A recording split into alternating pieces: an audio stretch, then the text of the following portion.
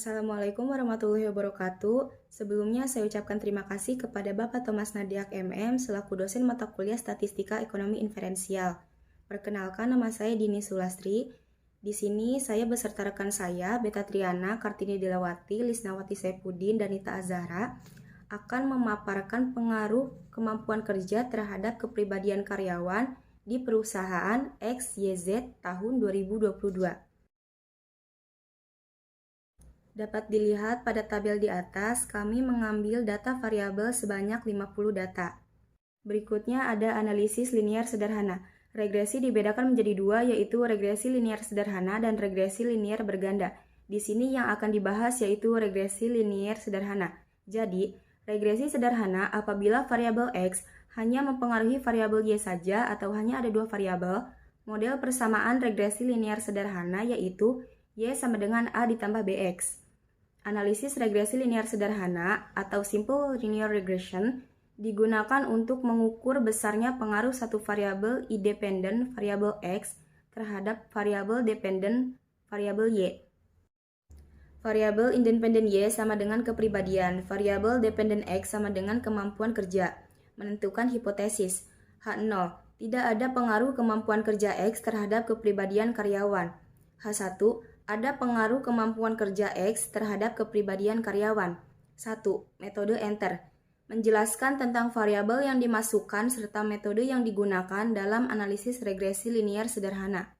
Slide selanjutnya akan disampaikan oleh rekan saya. 2. Persamaan regresi linear sederhana. Menggunakan rumus Y sama dengan A ditambah B dikali X. Berdasarkan hasil output di atas, maka model persamaan regresi linear sederhana yaitu sebagai berikut. Untuk membuat persamaan tersebut, maka bisa dilihat pada tabel koefisien pada kolom B di unstandardized, di mana hasilnya adalah A sama dengan angka konstan.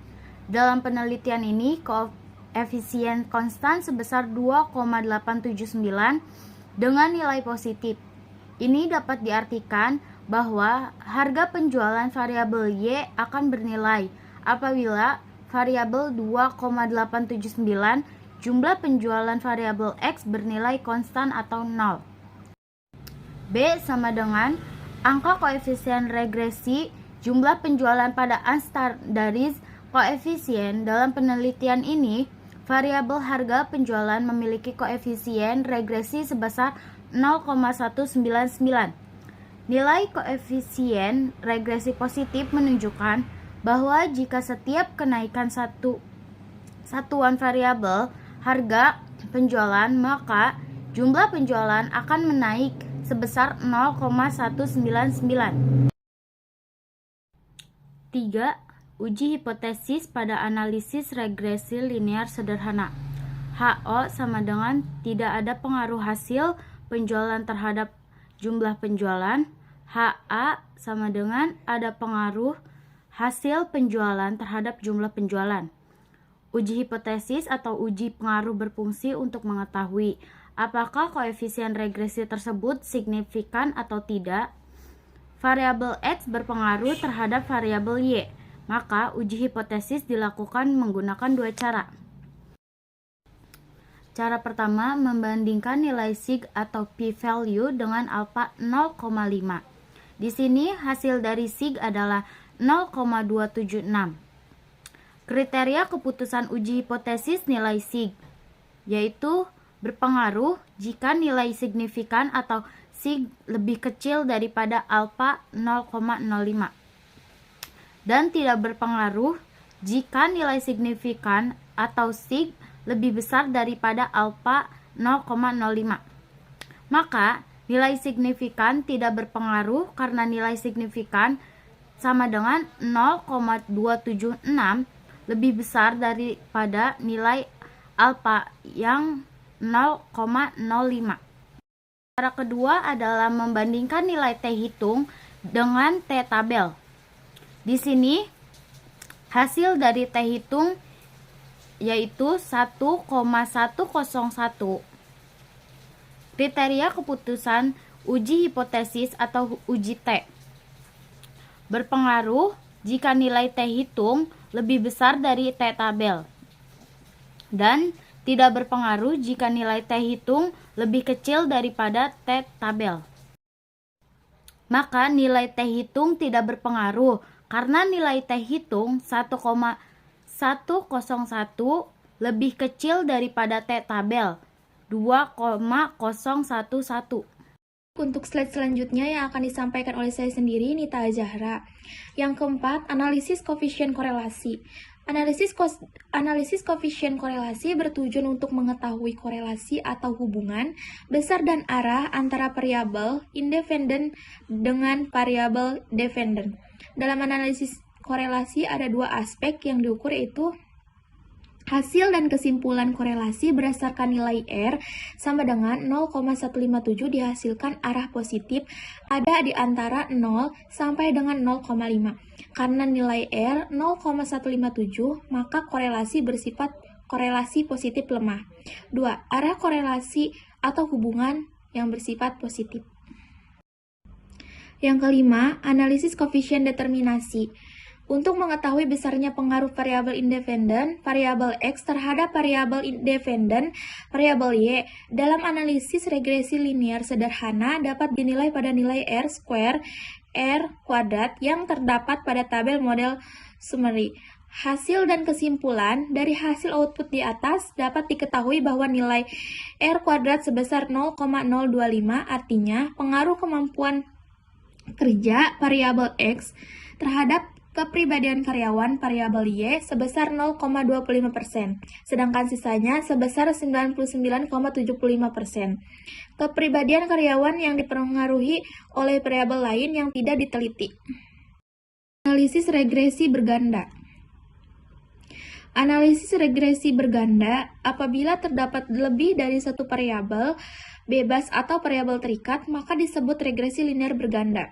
Regresi linear berganda merupakan model regresi yang melibatkan lebih dari satu variabel independen.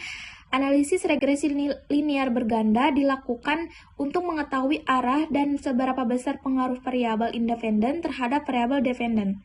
Sekian, terima kasih. Untuk slide selanjutnya yang akan disampaikan oleh rekan saya. Baik, terima kasih. Di sini saya Kartini Delawati yang akan melanjutkan slide selanjutnya. Dapat dilihat pada tabel di atas, kami menggunakan data sebanyak 50 data. Metode enter. Hasil di atas adalah data variabel yang dimasukkan serta metode yang digunakan dalam analisis regresi linear berganda. Variabel independen, variabel X1 sama dengan motivasi kerja. Variabel independen, variabel X2 sama dengan kepribadian karyawan. Variabel dependen, variabel Y sama dengan kinerja karyawan. Hipotesis penelitian. Di sini ada 3 pengujian.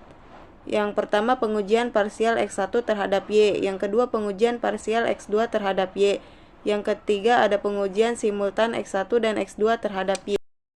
Selanjutnya, yang kedua, persamaan regresi linear berganda. Berdasarkan hasil output di atas, maka model persamaan regresi linear berganda yaitu sebagai berikut. Y sama dengan negatif 3,10 ditambah 6,91 dikali 1 ditambah 1 dikali 2. Yang ketiga, uji hipotesis pada analisis regresi linear berganda. Penguji hipotesis hubungan parsial. Pengujian parsial X1 terhadap Y. H0 tidak ada pengaruh kepribadian karyawan terhadap kinerja karyawan. HA ada pengaruh kepribadian karyawan terhadap kinerja karyawan. Pengujian parsial X2 terhadap Y. H0 tidak ada pengaruh kemampuan kerja terhadap kinerja karyawan. H ada pengaruh kemampuan kerja terhadap kinerja karyawan. Pengujian hipotesis hubungan simultan. Pengujian simultan X1 dan X2 terhadap Y. H0 tidak ada pengaruh kemampuan kerja dan kepribadian karyawan terhadap kinerja karyawan.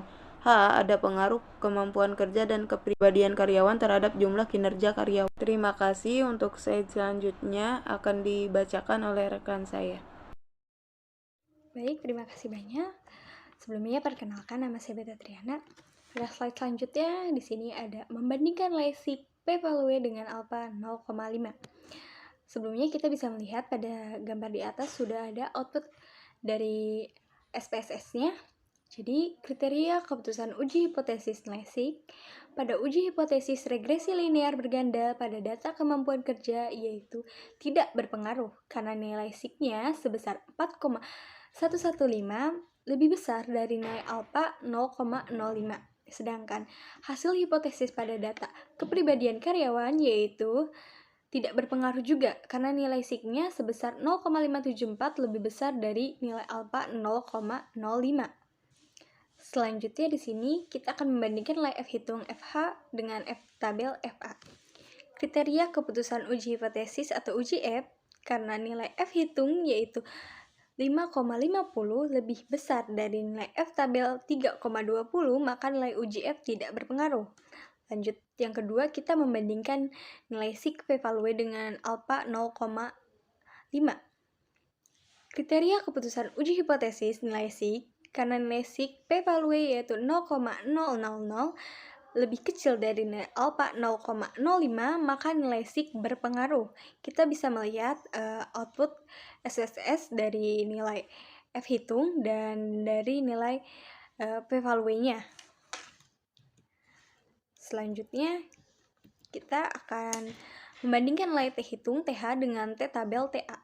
Kita bisa melihat pada gambar di atas sudah ada output SPSS dari T hitung tersendiri ya.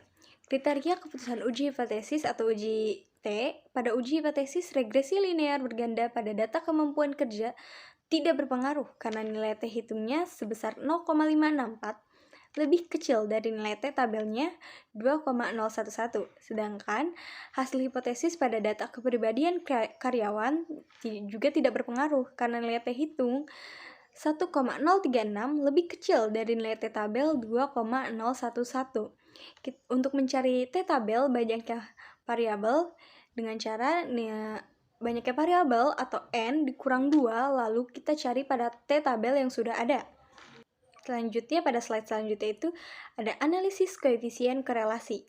Kita bisa melihat pada gambar di atas sudah ada output SPSS model summary. Analisis koefisien korelasi bertujuan untuk mengetahui korelasi atau hubungan besar dan arah antara variabel independen dengan variabel dependen. Dalam analisis korelasi ada dua aspek yang diukur. Yang pertama, besar kekuatan korelasi atau hubungan. Yang kedua, arah korelasi atau hubungan. Nah, pada analisis data di atas, maka besar kekuatan yaitu korelasi positif sempurna dengan arah korelasi positif yang ditandai dengan angka merah di bagian R-square-nya. Yang terakhir ada analisis koefisien determinasi. Kita bisa lihat juga output dari SPSS pada model summary di atas memberikan informasi tentang koefisien determinasi, yakni kontribusi atau sumbangan pengaruh variabel kemampuan kerja dan kepribadian karyawan secara simultan atau bersama-sama terhadap kinerja karyawan.